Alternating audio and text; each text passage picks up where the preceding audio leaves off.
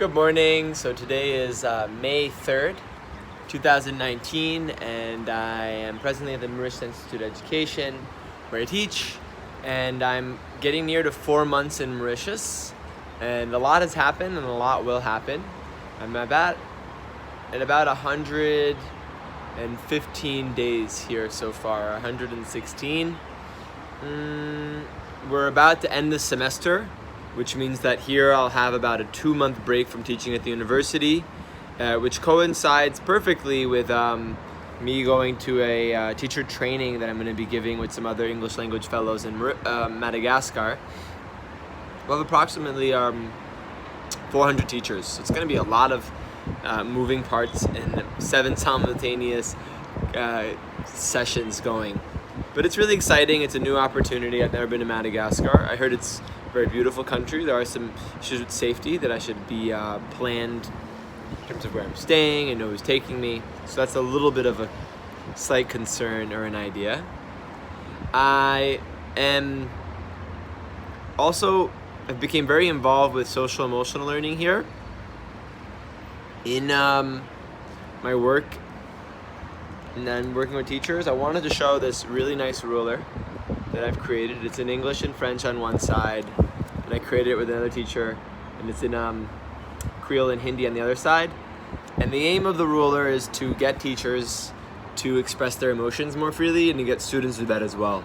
It's not just about expressing emotion, it's also about regulating emotion.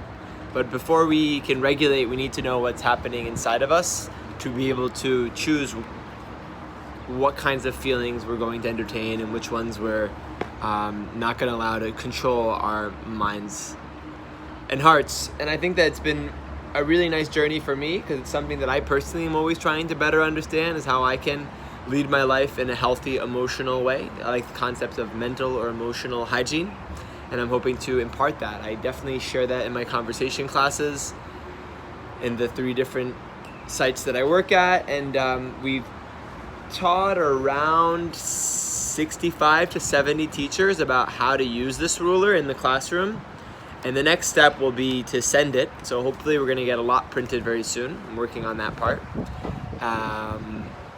in a harder material so that it will have some durability, and there's a routine around it that teachers could use in their classroom, because I really believe routine is key to any true lasting inner and outer change.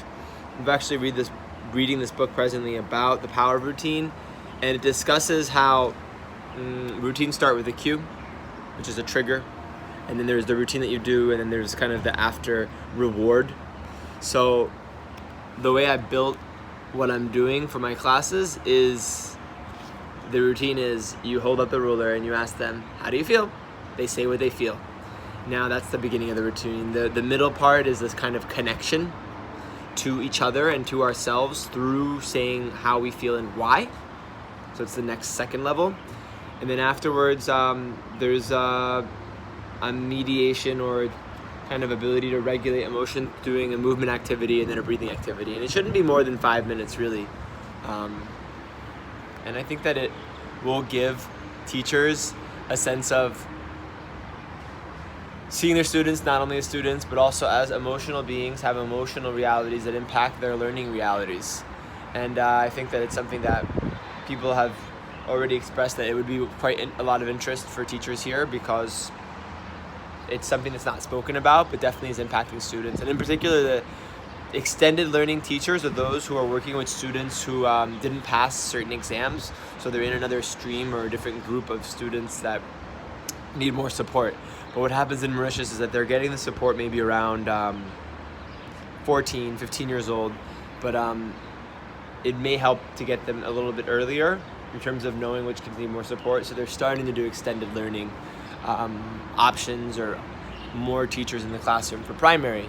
But what's happening with extended learning is the teachers are doing the best they can. They've kind of been told to go teach these students who usually they weren't working with those students who had those particular needs. So they feel a certain need to have more training. And I think that the ruler would be a little piece of that training, because it's going to give them a little more skills, not necessarily pedagogically, but to be able to connect with students authentically. There's another activity I do with just assessing, do you understand, do you not understand? And I think that that kind of a relationship should always be really honest between students and teachers. Do you understand, do you not understand? Because I think when teachers, I know this for myself, go too fast, then we lose our students, and then we blame our students for not understanding. When it was more of a breakdown in communication between the student and the teacher. So to make a more effective relationship, the communication must be made more clear. And I think that to have clarity in communication, you need clarity in your own emotional status, your own emotional situation, because that informs how you will communicate, and that informs what you will communicate and the quality of communication and work you'll do. So teaching has a big element of communication. You could have a lot of knowledge, but if you're not able to communicate it properly, and to see through communication what the other students had understood, then all the knowledge goes for naught. It's not necessarily being applied in all the ways possible. So something that I'm personally working on, and because I want to communicate more clearly, and I think all teachers want to improve their clarity in teaching. I think that my university level teachers who I've been working with in my classes have been making some really wonderful resources that are more interactive, and I've really loved watching their videos. I'll definitely share them. And I believe here at MIA I'll start doing a project with making some videos for like an instructional online learning platform they have.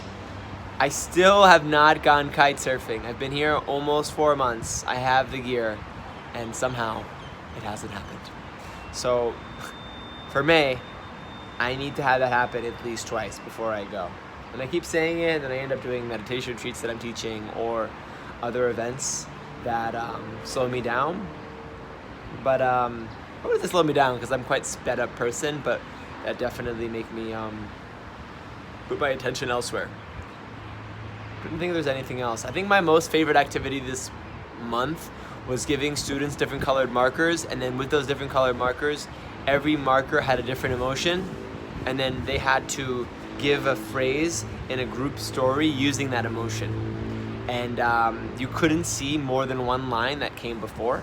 So the story had somewhat sense, but also went in really random directions, which is like life. Things don't always go in the same direction, which is quite nice and important for students to be able to face in themselves, and then also to face the reality that the way emotions work and the way our mind works is it often gets attached to one thought or one thing and repeats it nonstop. So to get students to become aware of that process that's happening internally through a game was really nice. I've been reading this book on psychodrama, which basically involves using play to get students or to get young people or adults to understand issues that are facing them more deeply. And you do it in a sort of non-confrontational way by just getting them to play. And it could be playing through acting, playing through writing, but it's been really nice to kind of infuse those pedagogies into what I do, because I feel that it brings an authentic element to my students' learning and their ability to self-express.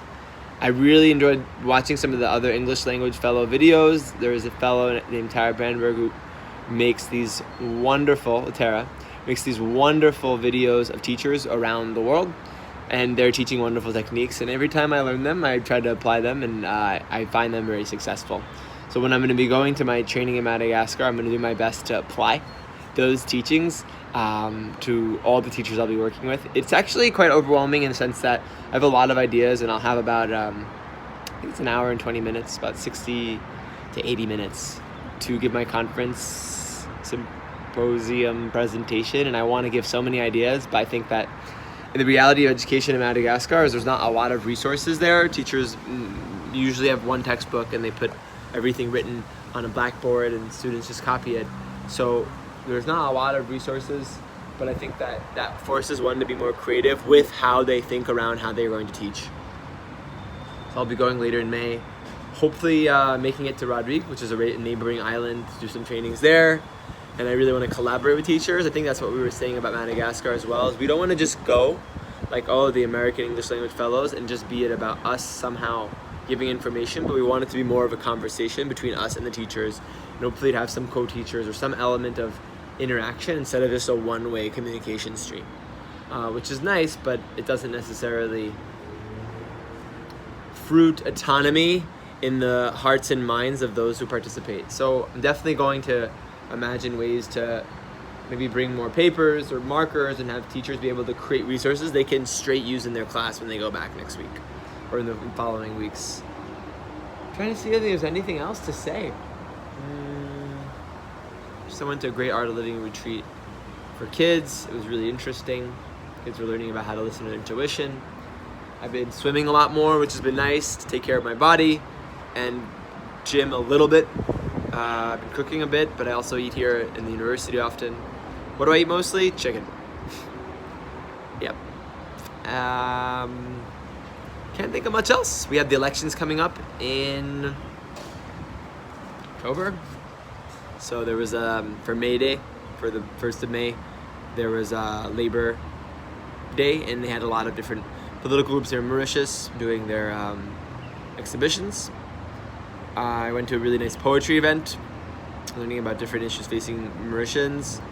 I think I'll leave you off with a Kali Gibran poem, which I absolutely love, and I actually heard it in Creole at this event, and another friend of mine who I'm doing the Ruler Project with company also mentioned it to me, and I heard it in a Princey video, which is that, you know, children, when we are a parent, I'm not a parent, but children come through us, but they have their own minds, they have their own hearts, and we cannot control what they think and what they feel. We really are vessels for giving life to this other being, and of course we can influence, but to allow children to become who they are, who they're destined to be, to find their skills and their talents, is the basic idea of the Kali Gibran poem, and I just love it because I think that we don't want to force children to become something they're not, and we don't want to leave them without any structure either. So somewhere in between. One other point I was going to add on is that I've given my students a lot of opportunities to make podcasting, and they've done amazing jobs at the high school level, the university level, and it's really quite simple with an app called Anchor, and they just prepare their dialogue between them and a partner and then record it. And they've done it on mental health issues, they've done it on depression, they've done it on suicide. I mean, a lot of it was negative, not just about Mauritius, but about the world. They've done it on teenage bullying, teenage pregnancy, screen time and phone addiction, body image. It's been really nice to just have students really go deep into issues that are impacting them or others they see around them, because I think that it gives them more depth of their confidence in English to go on numerous topics, not just topics for an exam. So with that, I'm getting very close to 4 months in Mauritius, and I look forward to sharing the next update. Hopefully I will do it even maybe from Madagascar. All right, have a wonderful day, morning or afternoon, and take care.